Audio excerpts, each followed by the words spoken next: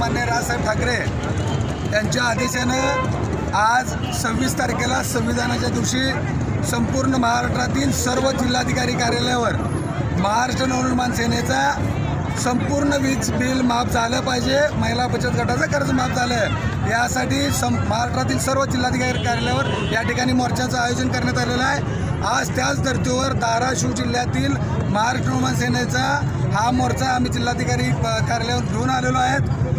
या जिल्ह्यातील संपूर्ण वीज बिल त्वरित माफ करावी। जे वीज वितरण कंपनीचे जे अधिकारी असतील, जे कर्मचारी असतील, जे मस्तवालपणे आम्हाला त्रास देत आहेत, पैसे भरांना तर आत्ता येतो तुमची वीज कापू, अशी कुठलीही घटना घडता कामा नये।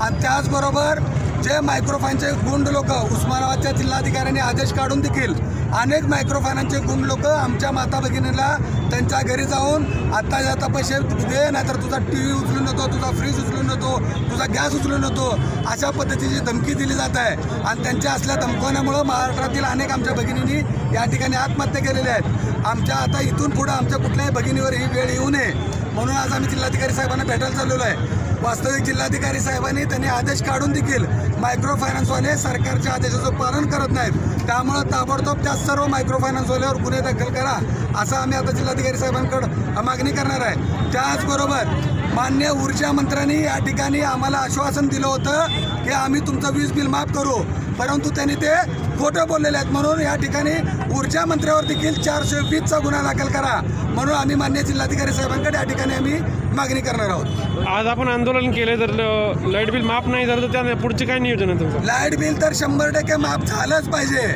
100,000 मोठ्या उद्योगपतींचे कर्ज माफ करताय, या देशातल्या 15 मोठ्या उद्योगपतींची 5 लाख कोटीचे कर्ज माफ करताय, तर आमचं तर लाईट बिल हजारात आहे। आणि ते जर लाईट बिल या सरकारने माफ केलं नाही तर महाराष्ट्रातील जनता त्यांना कदापि माफ करणार नाही।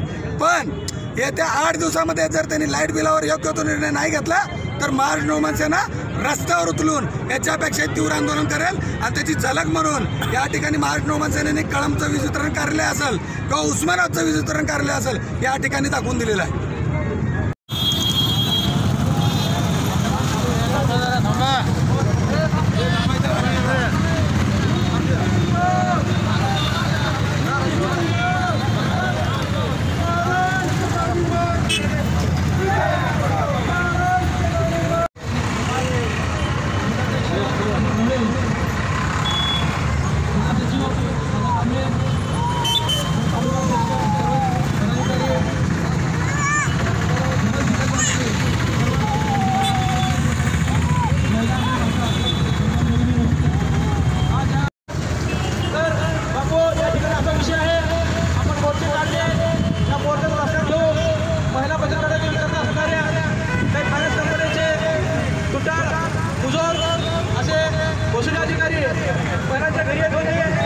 तर त्या मोर्चाचा हेतू एकमेव आहे की गोरगरिबांची जी पिळवणूक होते ती पिळवणूक थांबली पाहिजे।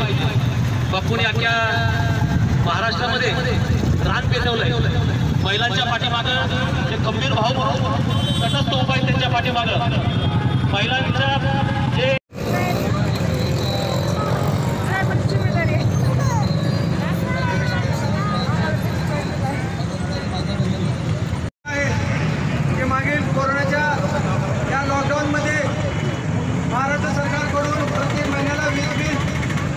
सर्वसामान्याला देण्यात आलेलं नाही। एकदमच 4-4, 5-5 महिन्याचं बिल आपल्या माती मारल्यामुळं फार मोठं आपल्याला आर्थिक संकटात आपल्याला या सरकारने टाकलेलं आहे। तर मला या मोर्चाच्या माध्यमातून आपल्या सर्वांना बचत गटाच्या महिलांना देखील मला आपल्याला विनंती करायची आहे की आपण कुठल्याही प्रकारचं जे मायक्रो फायनान्सचं जे कर्ज काढलेलं आहे त्याबाबत जर वसुली होत असेल तर महाराष्ट्र नवनिर्माण सेनेच्या कुठल्याही कार्यकर्त्याला व पदाधिकाऱ्याला हाक मारा। त्या ठिकाणी मायक्रो फायनान्सला आम्ही आमचा मनसेच झटका द्यायसाठी आम्ही देऊ। परंतु आज या मोर्चाच्या माध्यमातून आपण एक सांगतो की जोपर्यंत आपलं कर्ज माफ होणार नाही तोपर्यंत आपण गप्प बसणार नाही। तर आपल्याला या मोर्चाच्या माध्यमातून पुढे ते आपल्याला माझे 2 शब्द संपून दिलीप बापू धोत्रे यांना आपले 2 शब्द मांडावे असं मी विनंती करतो।